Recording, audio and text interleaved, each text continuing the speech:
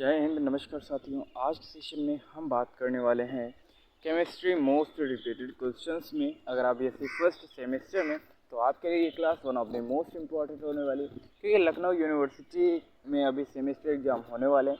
और अगर आपने अभी हाल ही में एडमिशन लिया है और प्रिपरेशन आप कर रहे हैं, लेकिन चीज़ें हो सकता है आपको ना समझ में आ रही हो सकता है कि आपका माध्यम चेंज होने से आपको चीज़ें उतने अच्छे से क्लियर नहीं हो रही हैं, तो ठीक है, कोई बात नहीं। हम आपकी प्रिपरेशन को और मजबूत करने के लिए लेकर आएँ एक ऐसी सीरीज़ जिसमें one of the most important topics को हम डेली कवर करते हैं। आपका माध्यम चाहे इंग्लिश हो चाहे हिंदी, मान लीजिए हिंदी में पढ़ते होंगे और अब इंग्लिश में पढ़ना पड़ रहा, तो चीज़ें आसान नहीं होंगी आपके लिए। और अगर आप इंग्लिश में पढ़ा रहे हैं और यहाँ भी इंग्लिश में पढ़ रहे हैं, तब तो आपके लिए अच्छी चीज़ें हैं ये। और आप कितना भी कम समझेंगे तब भी आप अपना एग्ज़ाम में या सेमेस्टर में लिख ही लेंगे। लेकिन अगर आप एवरेज स्टूडेंट हैं तो ये क्लासेस आपके लिए निश्चित तौर पर लाभदायक साबित होंगी। ठीक है, तो आज के सेशन में हम जानने वाले हैं Heisenberg uncertainty principle, one of the most important topic है। अगर आप केमिस्ट्री है आपके पास तो उसका ये चैप्टर इम्पॉर्टेंट है, काफ़ी बार एग्जाम में पूछा गया है, तो देख लेते हैं। ठीक है, हाइजेनबर्ग का अनिश्चितता का सिद्धांत, जैसे हिंदी में बोलते हैं, अगर आप पढ़ना चाहें तो हिंदी में समझ सकते हैं वो क्या है।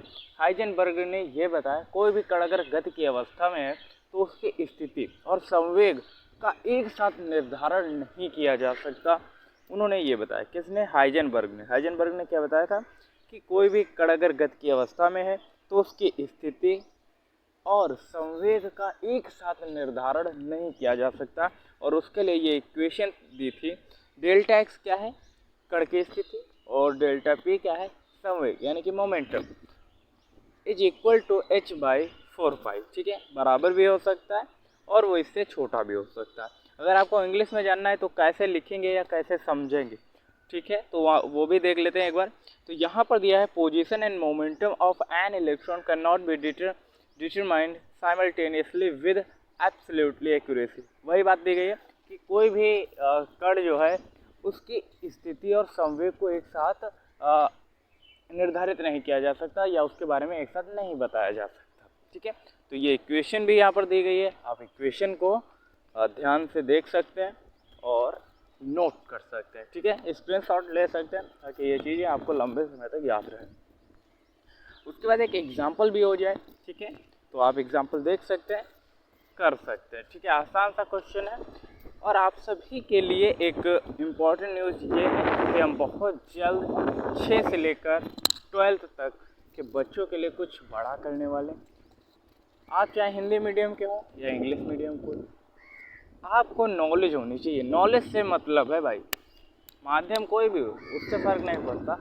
तो सभी स्टूडेंट के लिए हम 6 से 12 तक के जितना हो पाएगा उतने सब्जेक्ट को लेकर टीचर हायर कर रहे हैं। ठीक है, और कई फैकल्टीज हमसे ऐड भी हो चुकी हैं, तो बहुत जल्द यूट्यूब पर आपको वीडियोस देखने मिल जाएंगे।